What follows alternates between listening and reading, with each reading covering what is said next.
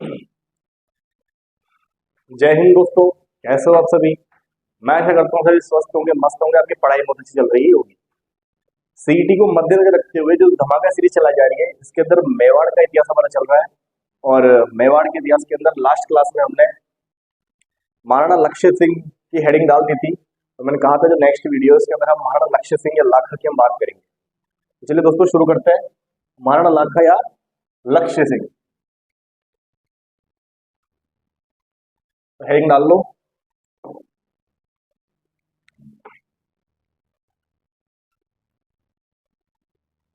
महाराणा लाखा, इसी को बोलते हैं लक्ष्य सिंह।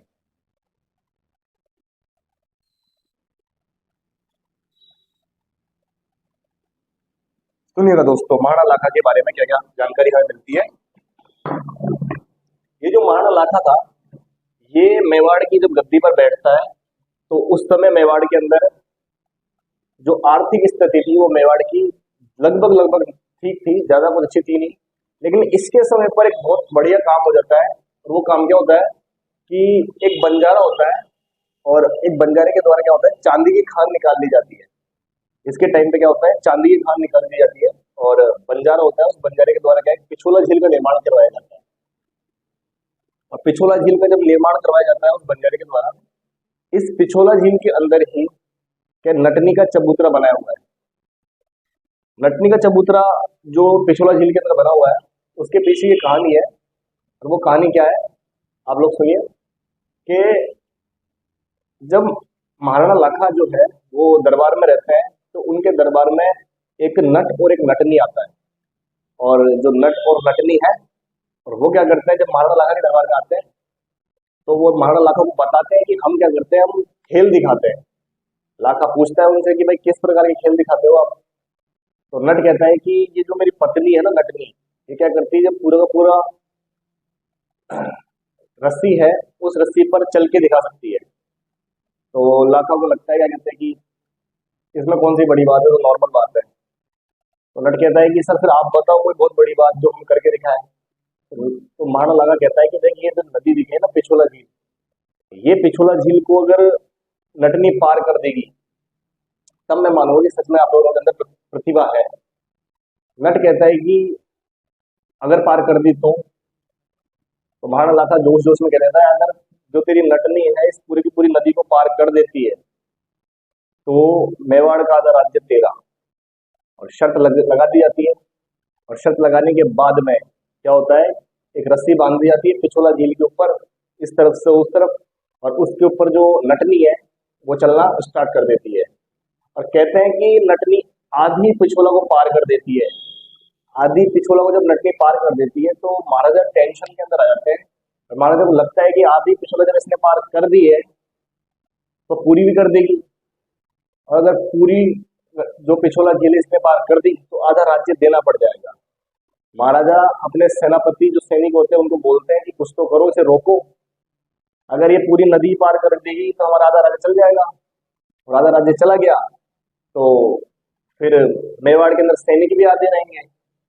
तो क्या होता है कि उसका एक सेनापति होता है, एक सैनिक होता है, मंत्री होता है।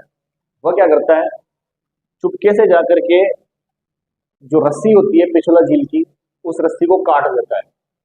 और जब वो रस्सी कटती है, जो नटनी है वो बीच पिछोला के अंदर, पिछोला से तो आधी से ज्यादा क्रॉस कर ली थी उसने, उसके अंदर वो नटनी गिर जाती है।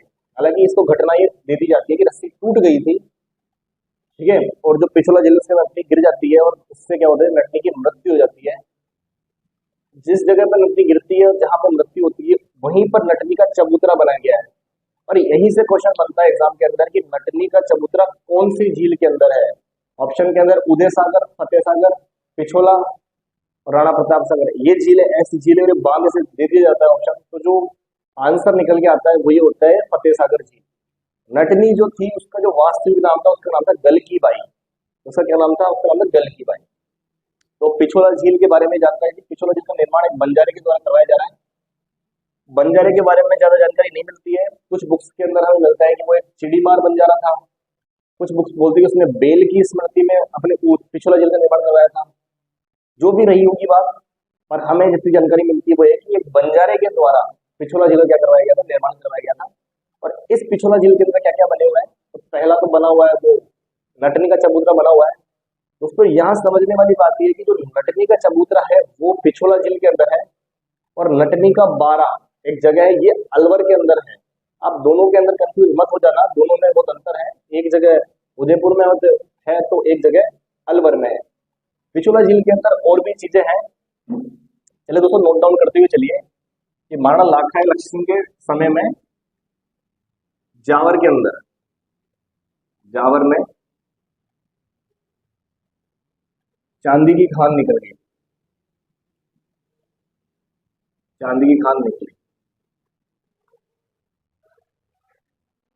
चांदी जो है वो सीसा जस्ता का अयस्क होता है, सीसा जस्ता के साथ निकलती है, और जो चांदी है इसका मतलब ये है कि वो सीसा और जस्ता के साथ निकल रही है।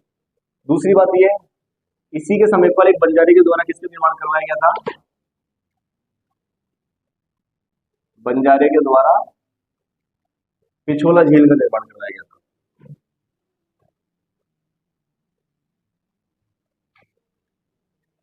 और ये जो पिछोला झील है, इस पिछोला झील के अंदर हमें जो जानकारी मिलती है क्या क्या है, क्या क्या बने हुए इस पिछोला झील के अंदर। तो सबसे पहला आप नोट डाउन करो, इसी पिछोला झील के अंदर नटनी का चबूतरा बना हुआ है, नटनी का चबूतरा बना हुआ है इसी पिछोला झील के अंदर। दूसरी हम बात करते हैं और क्या क्या बना हुआ है। तो दोस्तों एक इंपॉर्टेंट है, एक इसके अंदर दो महल बने हुए हैं, एक तो बना हुआ है जग मंदिर और एक बना हुआ है जगत निवास। ये दो महल किसके अंदर बने हुए हैं, तो ये दोनों के दोनों जो महल है ये किसके अंदर बने हुए हैं, पिछोला झील के अंदर बने हुए हैं। एक तो बना हुआ है जग मंदिर और एक बना हुआ है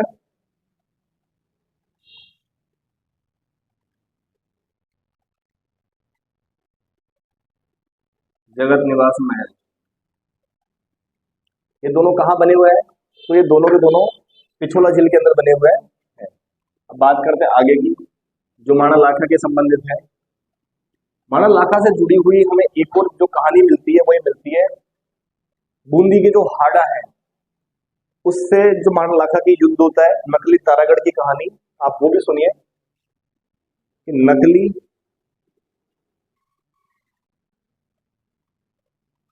तारागढ़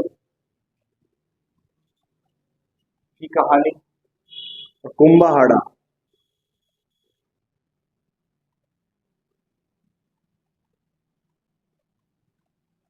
ये दोनों के दोनों किससे संबंधित है, ये लाखा से ही, महाराणा लाखा से ही संबंधित है। तो नकली तारागढ़ की कहानी क्या है और ये जो कुंभाहाड़ा की ये कहानी क्या है, इसके बारे में चर्चा करते हैं। तो बात दरअसल ऐसी थी कि जो महाराणा लाखा था, इस लाखा ने जो बूंदी है, उस बूंदी के अंदर जो हाड़ा है उनके परिवार में शादी की थी। और जब कुंभा शादी कर लेता है और अपनी पत्नी को लेकर के चित्तौड़ वापस आता है, तो पत्नी को कहता है कि अब आप चित्तौड़ के अंदर आ गए हो रानी, अब चित्तौड़ के अंदर घूमो फिरो, चित्तौड़ को जानो, चित्तौड़ को पहचानो, और मुझे उम्मीद है आपसे कि ये जो चित्तौड़ है ये आपको बहुत पसंद आएगा, और कुछ ही दिनों में आप क्या वो जो बूंदी है आपका बूंदी को भूल जाओगे। रानी ने बिल्कुल वैसा ही किया, चित्तौड़ को जानने की कोशिश की, घूमी फिरी, लेकिन रानी का मन नहीं लगा चित्तौड़ में, और रानी थोड़ा सा उदास रहने लगी। एक दिन शाम को जब कुंभाहाड़ा लाखा और रानी दोनों साथ में भोजन कर रहे थे, तो लाखा पहला निवाला तोड़ कर एक खाने ही वाला था कि लाखा की नजर रानी पे गई, और लाखा ने ये नोटिस किया कि रानी खाना नहीं खा रही है, और रानी का मुंह थोड़ा सा उतरा हुआ है। तो लाखा ने पूछा कि क्या हुआ रानी, कोई परेशानी है आपको। तो रानी ने मन के भाव को छुपाते हुए कहा कि कुछ ही नहीं, बस घर की याद आ रही है। कुंभा को लगा बात स्वाभाविक है कि जिस महिला ने इतने टाइम तक अपने बूंदी में रही और एकदम से फिर उसका परिवेश चेंज हो जाना, चित्तौड़ आ जाना, तो याद आने वाली बात स्वाभाविक है। तो कुंभा ने कहा कि आप कुछ दिन वहां होकर के आ जाओ, वापस आ जाना चित्तौड़। पर रानी ने कहा कि नहीं नहीं कोई नहीं, ऐसे ही ठीक है। तो कुंभा ने कहा कि कुंभा नहीं दोस्तों, लाखा ने कहा, ठीक है दोस्तों, कुंभा मेरे मुंह से निकल गया, लाखा ने कहा और कोई बात है तो वो बताओ, क्या चित्तौड़ आपको पसंद नहीं आ रहा। तो रानी ने कहा कि नहीं नहीं, बात ऐसी नहीं है, जो चित्तौड़ है वो चित्तौड़ एकदम अच्छा है, पर तारा जो बूंदी है उसकी बात अलग है। लाखा को ये सुनकर के गुस्सा आ गया।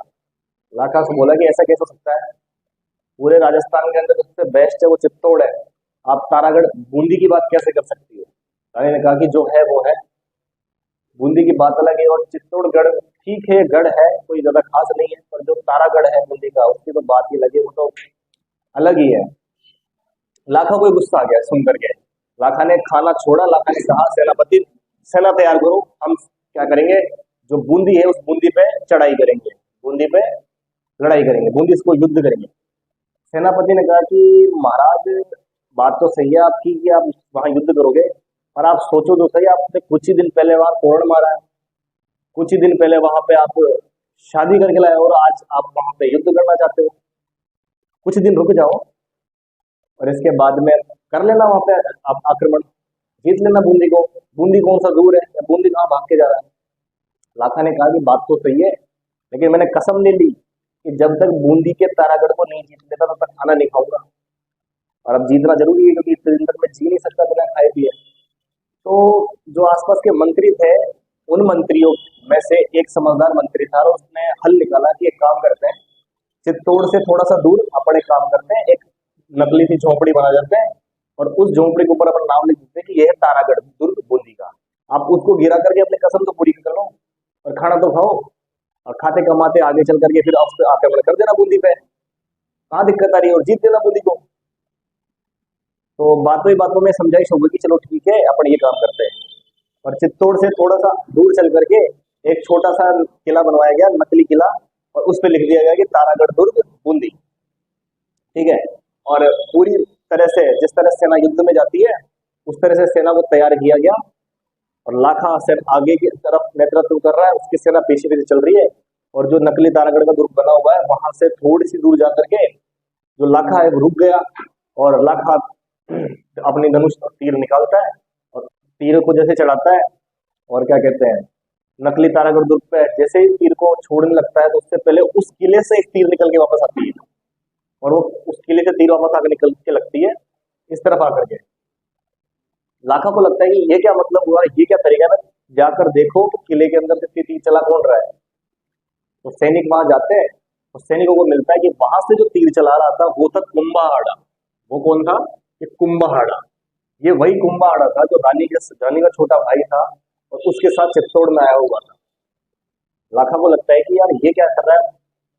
लाखा कहता है तो कि देख कुंभा हट जा, अब मेरे को गिर दुर्ग तोड़ लेने दे, मेरे को बहुत तेज भूख लग रही है, अब मैंने कसम और खा रखी है, और भूख के कारण मेरे हाथ पैर काम नहीं करे, तो मेरे को जल्दी किला तोड़ने दे। कुंभा मना कर देता है। कुंभा कहता है कि ऐसे कैसे, नकली दुर्ग हो चाहे असली दुर्ग हो, बिना युद्ध के तो मैं ये जीत नहीं दूंगा आपको। कुंभा की ये बात सुन करके लाखा को गुस्सा आता है। लाखा कहता है कि ये बात है क्या, कुंभा मान जा भी हाल तो मारा जाएगा। कुंभा कहता है कि मरने से डर ही किसको लगता है, पर किला तो मैं आपको ऐसे नहीं जीतने दूंगा। और कहते हैं कि वहां पे युद्ध हुआ, और युद्ध में जो कुंभाहाड़ा था वो कुंभाहाड़ा वीरगति को प्राप्त हुआ, कुंभाहाड़ा मारा गया। उसके बाद में महाराणा लाखा ने उस किले को तोड़ा और अपनी कसम पूरी की। ठीक है दोस्तों, तो ये जो कहानी थी नकली तारागढ़ दुर्ग की, कुंभाहाड़ा की, ये लाखा से संबंधित है, और लाखा के टाइम की ये कहानी हमें देखने को मिलती है। इसके बारे में एक कहावत भी प्रचलित है, जो बात मैं आपको बताता हूँ। उससे पहले एक और चीज मैं आपको बता देता हूँ कि जो कुंभाहाड़ा था, ये जो रानी थी उसके साथ में आया हुआ था, ये साला लगता था, ये किसका, लाखा का।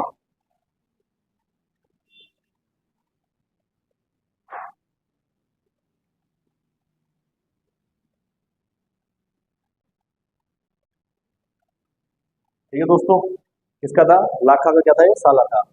जो लाखा है उससे ये क्वेश्चन पूछा जाता है, लाखा के अंदर से क्वेश्चन पूछा जाता है कि जो नकली तारागढ़ दुर्ग है उसको उस जीतने से पहले कुंभा का किसके साथ में संघर्ष हुआ था, तो उसका जो आंसर आता है कुंभाहाड़ा आता है। महाराणा कुंभा अलग है, कुंभाहाड़ा अलग है, दोनों में अंतर है दोस्तों। ठीक है, हालांकि बाद में जो बूंदी है, बूंदी का एक शासक होता है जिसका नाम होता है बरसिंह हाड़ा, तो वो बरसिंघाड़ा मेवाड़ की अधीनता स्वीकार कर लेता है और मेवाड़ की अधीनता स्वीकार कर लेता है, तो फिर दिक्कत नहीं आती है, चीजें सॉर्ट आउट हो जाती है। ठीक है? अब बात करते हैं लाखा के दरबार में जो विद्वान थे, दो दरबारी विद्वान, इसका क्वेश्चन बनता है। एक का नाम था धनेश्वर भट्ट, एक का नाम था झोटिंग भट्ट। क्या नाम था? एक का नाम था झोटिंग भट्ट। दो दरबारी विद्वान थे।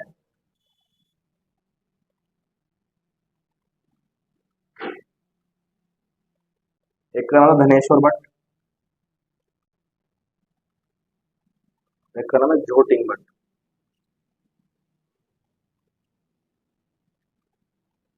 ठीक है दोस्तों, तो इन चीजों को नोट डाउन कर लो, फिर हम आगे की चर्चा करते हैं।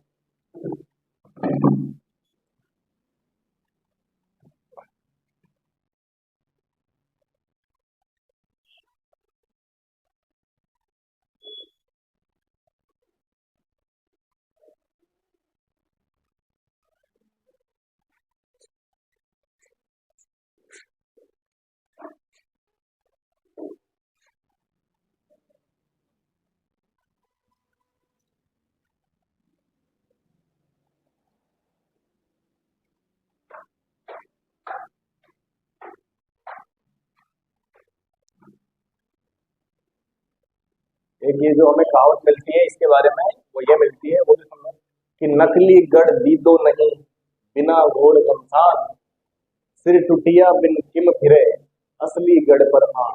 मतलब ये जो नकली गढ़ है वो दीदो नहीं, वो दिया नहीं, बिना घोर गमसार, बिना युद्ध के। घोर का मतलब बहुत ज्यादा, गम का मतलब युद्ध। सिर टूटिया बिन किम फिरे, मतलब बिना सिर कटे कैसे हो सकता है असली गढ़ पर आन। असली गढ़ कैसे हो सकता है जिसमें सिर ना कटे? जब वो एक व्यक्ति नकली गढ़ को नहीं दे रहा, तो असली गढ़ को कैसे देगा? ये चीजें नोट डाउन कर लो आप आराम से, फिर हम आगे बढ़ते हैं।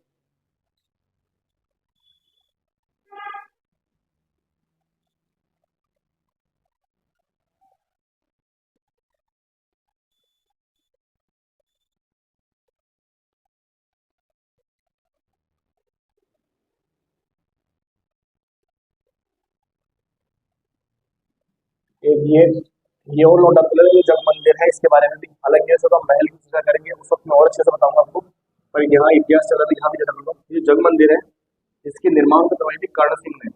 शुरुआत को की थी कर्ण सिंह ने, और इसको पूरा जो करवाया था उसका नाम था जगत सिंह प्रथम। जगत सिंह प्रथम। ये जो जग निवास महल है इसका निर्माण करवाया जगत सिंह द्वितीय ने। जगत सिंह द्वितीय, क्या नाम है उसका? उसका नाम है जगत सिंह द्वितीय। ये नोट डाउन कर लो, फिर हम आगे बढ़ते हैं।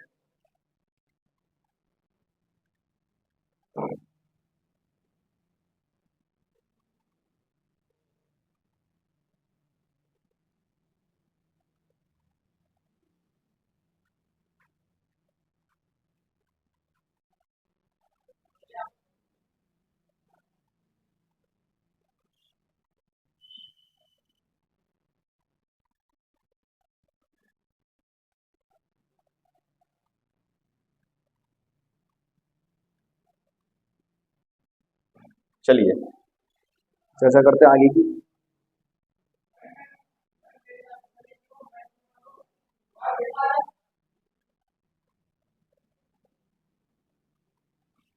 इसके समय पर गुजरात का एक शासक था जिसका नाम था जफर खां, और उस जफर खान ने मेवाड़ के मांडलगढ़ पर आक्रमण करने की कोशिश की थी, परंतु राणा लाखा ने उसके आक्रमण को असफल कर दिया था। जफर खां को भगा दिया था वहां पर। ठीक है, तो ये नोट डाउन कर लेना। इसी समय पर गुजरात का शासक कौन था? तो जफर खां। ये जफर खां का ना गुजरात का था। और जफर खान ने कहाँ आक्रमण करने की कोशिश की थी? मांडलगढ़ पर। मांडलगढ़ पर आक्रमण करने की कोशिश की थी, परंतु इसके आक्रमण को क्या कर दिया था? असफल कर दिया। परंतु इसके आक्रमण को क्या कर दिया था? असफल कर दिया था। अब दोस्तों समझने वाली बात यह है, महाराणा लाखा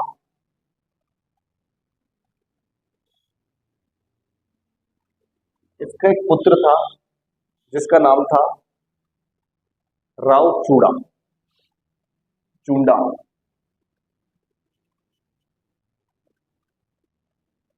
राणा चूड़ा, चूड़ा। ठीक है दोस्तों, ये क्या था, इसका पुत्र था, पुत्र। अब इसी के समकालीन जो मारवाड़ है, उस मारवाड़ का शासक है रावचूड़ा। और ये रावचूड़ा है, इसका एक तो है पुत्र जिसका नाम है रणमल, और इसकी एक पुत्री जिसका नाम है हंसाबाई। तो रावचूड़ा ने अपनी जो बहन है, बेटी है हंसाबाई, रणमल की बहन है हंसाबाई, इसका जो विवाह है वो किसके साथ तय कर दिया, रावचूड़ा के साथ। किसके साथ तय कर दिया, रावचूड़ा के साथ में तय कर दिया। हंसाबाई का विवाह किससे तय कर दिया, रावचूड़ा के साथ। और पंडित जी ने कह दिया कि एक काम करो, ये नारियल लो, और नारियल किसको देकर के आओ, रावचूड़ा को। लेकिन क्या करते हैं, जब पंडित वगैरह है वो जब जाते हैं, तो वो ये देखते हैं कि मेवाड़ की गद्दी पर कौन बैठा हुआ है, तो राणा महाराणा लाखा बैठा हुआ है। ठीक है। तो पंडित जी क्या करते हैं, भूलवश या किसी कारणवश वो जो नारियल है वो नारियल किसको दे देते हैं, महाराणा लाखा को नारियल दे देते हैं।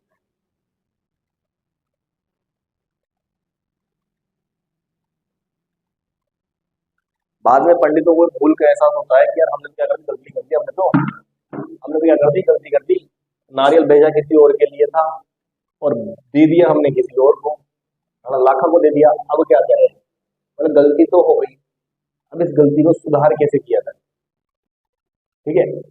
तो क्या किया जाता है, एक शर्त रखी जाती है कि जो हंसाबाई है, वो हंसाबाई का विवाह महाराणा लाखा से जब तय हो गया तो होगा महाराणा लाखा से ही, बस इस शर्त पे कि हंसाबाई और राणा लाखा से जो संतान की उत्पत्ति होगी वही मेवाड़ का अगली उत्तराधिकारी होगा, या मेवाड़ का अगला शासक बनेगा।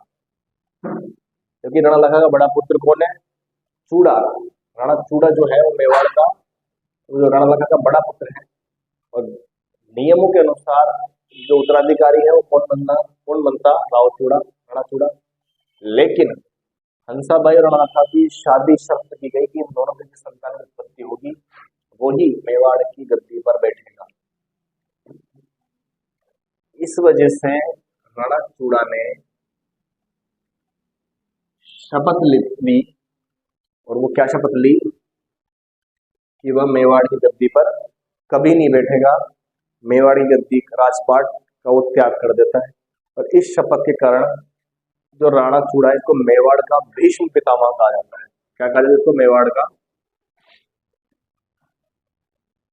का भीष्म।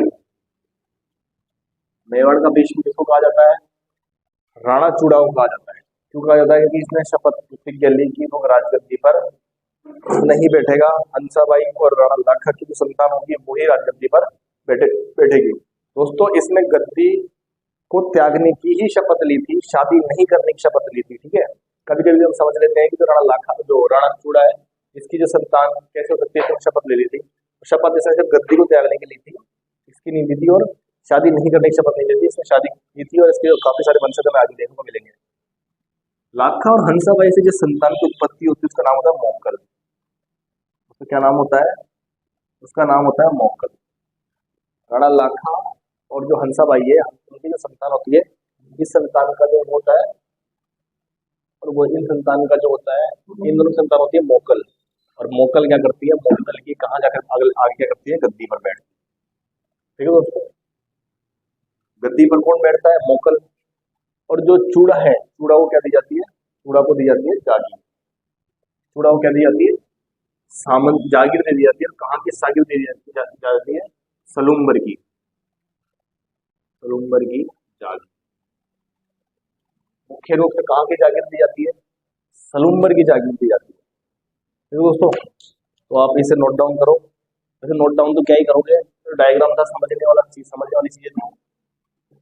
फिर भी आप इसका स्क्रीनशॉट ले लो, फिर हम आगे की चर्चा करते हैं।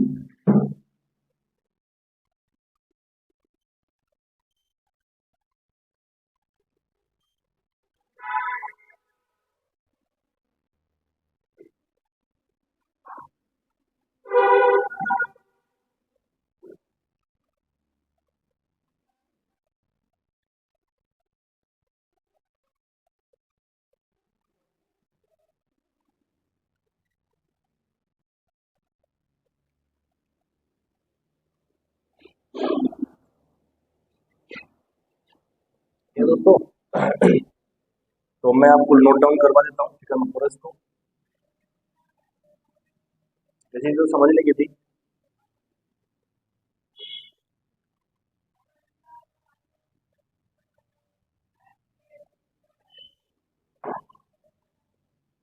लाखा के समय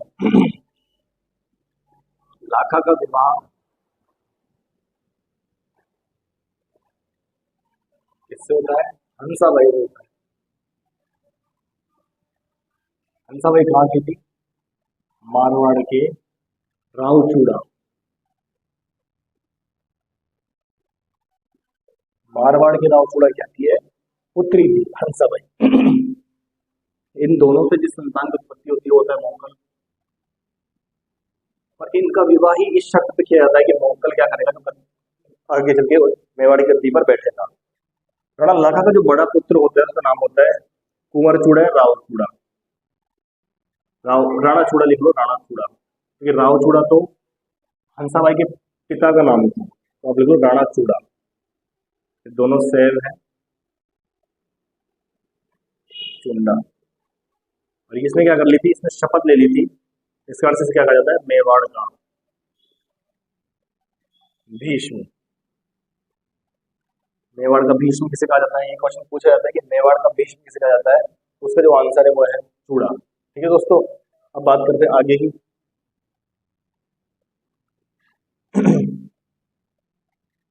जो राणा चूड़ा है इसको जागीर दे दी जाती है कहाँ की? सलूम्बर की।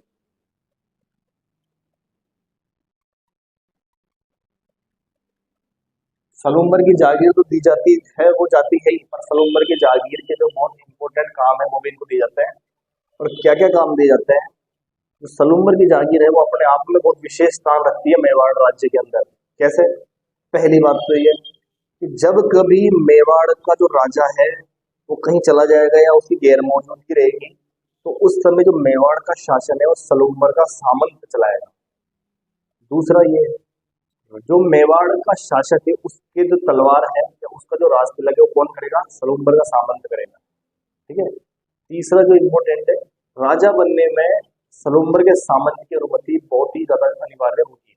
हम आगे पढ़ेंगे महाराणा प्रताप का जब राज्याभिषेक होगा, जगमाल को उदय सिंह राजा बना जाएंगे, तब सलूम्बर का जो सामंत है कृष्णदास वही महाराणा प्रताप को राजा बनाएगा और वही तलवार बांधेगा उसके। ये सब क्यों? क्योंकि उनको क्या पावर दे रखी थी, सलूम्बर के सामंत को पावर दे रखी थी। और सलूम्बर का सामंत है वो बहुत विशेष स्थान रखता है अपने आप में। ठीक है दोस्तों, उतारो से फिर आगे चर्चा करते हैं।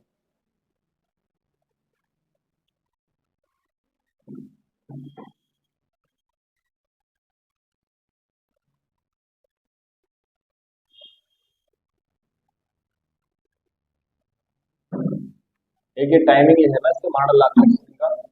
ये जो राजा है 1382 से 1421 तक इसका शासन रहता है और ये राजा बनता है।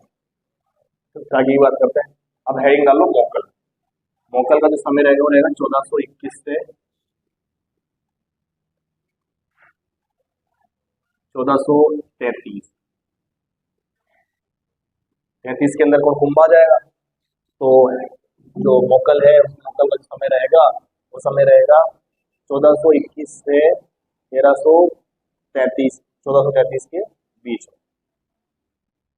ठीक है दोस्तों, मैं मिटा देता हूँ उसको, फिर आगे हम चर्चा करते हैं।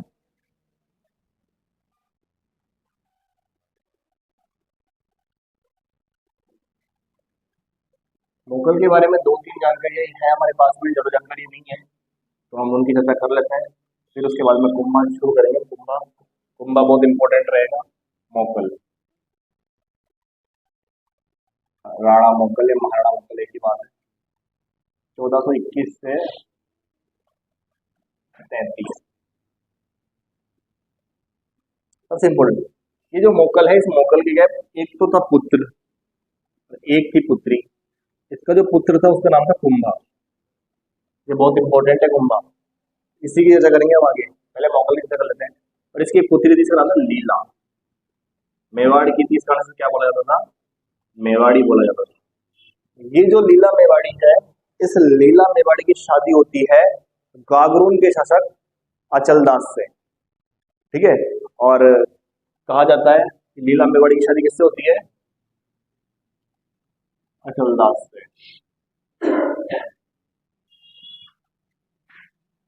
ये कहाँ का शासक है? गागरोन का। ठीक है दोस्तों, अचलदास का क्या है, युद्ध होता है, गुजरात का एक शासक होता है, ठीक है, उसके साथ में किसका युद्ध होता है? अचलदास का। कब होता है? 1423 के अंदर। और गुजरात का जो शासक है वो जब इससे युद्ध करता है तो उस युद्ध में अचलदास के द्वारा तो केसरिया किया जाता है, और लीला मेवाड़ी के द्वारा क्या किया जाता है? जौहर किया जाता है। इसे गागरोन का पहला साका कहा जाता है। क्या कहा जाता है इसे? गागरोन का प्रथम साका। ये बात यहाँ बताने के पीछे सिर्फ ये उद्देश्य था कि ये जो गागरोन का प्रथम साका होता है इसके अंदर जो महिला जौहर करती है वो लीला मेवाड़ी होती है, और लीला मेवाड़ी कहाँ की थी? गुहिल वंश की थी, और महाराणा मोकल जो है उस मोकल की क्या थी? उस मोकल की पुत्री थी। ठीक है दोस्तों, चलो इसे नोट डाउन करो आप फटाफट। मैं इसके अंदर इंक डाल लेता हूँ।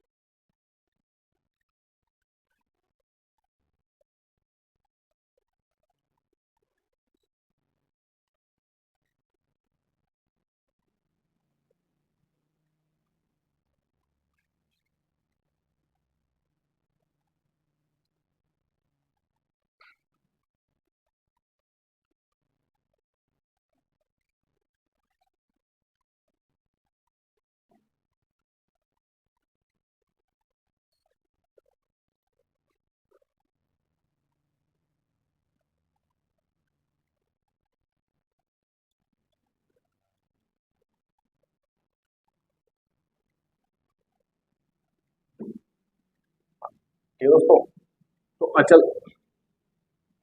अचलदास खींची का जो युद्ध हो रहा है किससे हो रहा है? होशंग शाह से। होशंग शाह कहाँ का है? ये गुजरात में शासक है। कहाँ का शासक है? गुजरात का शासक है।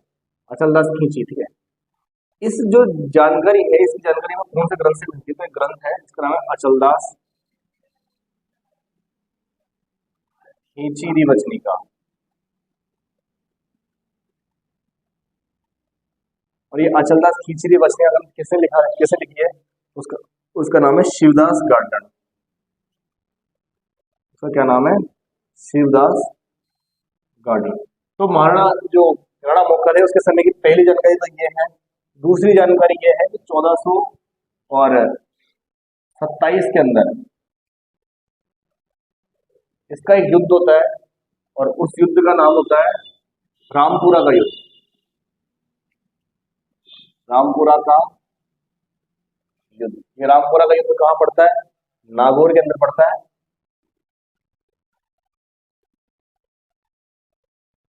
नागौर के दिख रहा है आप लोगों को यहाँ पे? नागौर के अंदर पड़ता है। इसका जो युद्ध होता है मोकल का, वो होता है फिरोज खान से। और इस युद्ध के अंदर महाराणा मोकल जीत जाता है और जो फिरोज खान है वो हार जाता है। दूसरी जानकारी है मोकल के बारे में यह मिलती है कि जो मोकल है उस मोकल ने एक युद्ध लड़ा है। कौन सा युद्ध है? वो युद्ध है रामपुरा का युद्ध। और उस युद्ध के अंदर फिरोज खां से मोकल का लड़ाई हो रही है और उसमें मोकल जीत जीत जा रहा है। 1427, 1428, 1427 28 के युद्ध है। 28 कर लो दोस्तों, कौन सा कर लो? 1428 कर लो। फिर हम आगे की चर्चा करते हैं, आगे और हमें क्या जानकारी मिलती है। अब हम बात करेंगे जो माना मोकल है इसका जो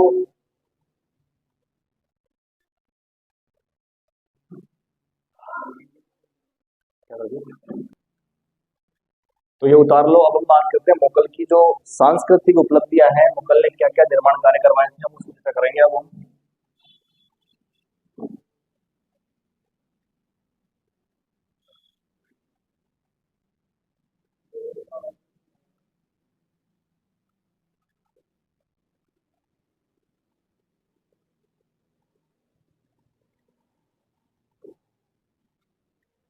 सबसे पहले तो मोकल ने चित्तौड़ का दुर्ग है, उसके अंदर एक मंदिर है जिसका नाम है त्रिभुवन नारायण मंदिर। उस त्रिभुवन नारायण मंदिर जिसका निर्माण कोई परमार राजा भोज के द्वारा करवाया गया था, उसका पुनर्निर्माण करवाया था। और पुनर्निर्माण करवाया क्या करवाया दिया गया था? समिधेश्वर मंदिर। और पुनर्निर्माण मोकल के द्वारा करवाया जा रहा है, इसलिए इसे क्या कहा जाता है? मोकल मंदिर कहा जाता है।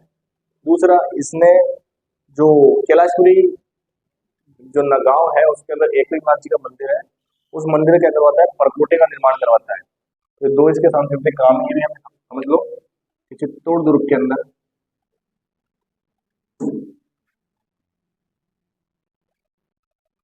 जो त्रिभुवन नारायण मंदिर है,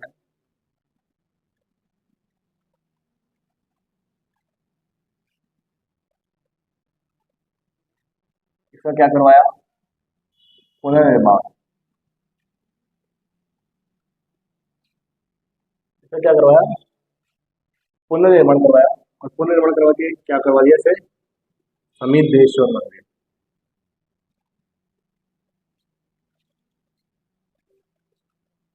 इसी को क्या कहा जाता है? मोकल मंदिर। तो इसलिए काम करवाया। दूसरा, एकलिंगनाथ जो मंदिर है उसको क्या करवाया? परकोटा निर्माण करवाया।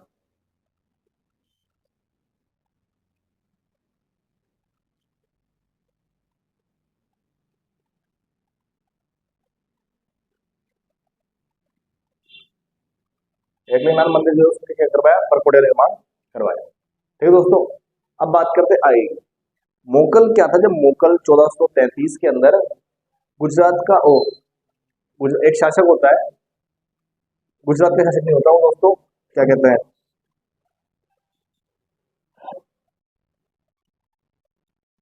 1433 के अंदर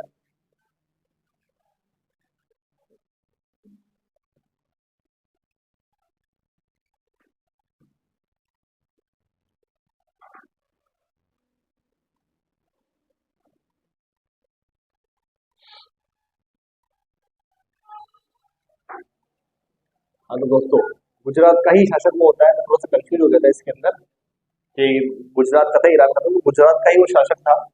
गुजरात का एक शासक था जिसका नाम है अहमद शाह। तो क्या नाम है? अहमद शाह। गुजरात का जो शासक है उसका नाम है अहमद शाह। और इस अहमद शाह के विरुद्ध अभियान करता है मोकल। अभियान करता है तो कहाँ करता है? एक जगह पड़ती है, इसका नाम है जिलवाड़ा। एक जगह पड़ती है इसका नाम है जिलवाड़ा, जो पड़ती है, ठीक है। और इस जिलवाड़ा के अंदर, पाली के अंदर ये जगह पड़ती है, तो जिलवाड़ा के अंदर ये होता है, अपनी सेना का पड़ाव डालता है। कौन से अभियान के तहत? गुजरात का एक शासक होता है अहमद शाह, उस अहमद शाह के विरुद्ध जिलवाड़ा पाली के अंदर अपनी सेना का पड़ाव डालता है। और उस वक्त क्या होता है? दो पासवान पुत्र होते हैं, चाचा व मेरा। चाचा व मेरा के द्वारा क्या कर लिया जाता है? ये जो जिलवाड़ा के अंदर है, मोकल की कर दी जाती है, मोकल की हत्या कर दी जाती है।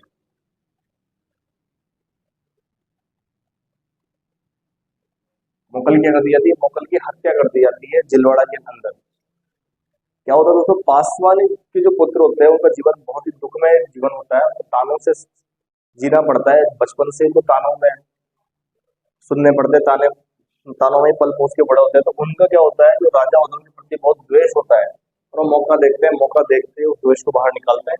ऐसा ही हुआ, मौका मिला जिलवाड़ा के अंदर, और मोकल की क्या कर दी? हत्या कर दी गई। इस समय पर एक रानी थी जिसका नाम है कमलावती। और ये कमलावती क्या करती है? 500 सरदारों के साथ, 500 सरदारों के साथ शत्रुओं का मुकाबला करती है। और जब शत्रु का मुकाबला करती है और जीत नहीं पाती है, तो स्वयं क्या करती है? चिता को समर्पित हो जाती है। तो ये जो जानकारी थी वो जानकारी थी मोगल की। इसके बाद हम चर्चा करेंगे, वो करेंगे महाराणा कुंभा की। तो आप इस चीज को नोट डाउन कर लो, फिर हम आगे की बात करते हैं।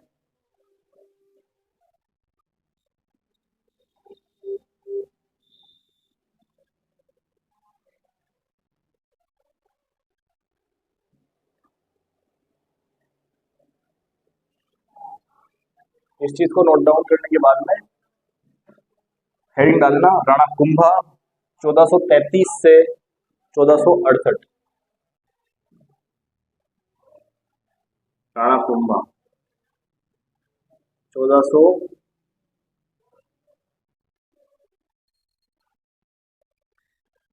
ये जो अहमद शाह था दोस्तों, ये गुजरात का था। थोड़ा सा कंफ्यूजन हुआ है इसके अंदर, परंतु मैंने आपका कंफ्यूजन क्लियर कर दिया है। ये जो अहमद शाह था, ये कहाँ का था? गुजरात का था। ठीक है दोस्तों, तो चीजों को नोट डाउन कर लेना और पढ़ते रहिए। आगे बढ़ते हैं।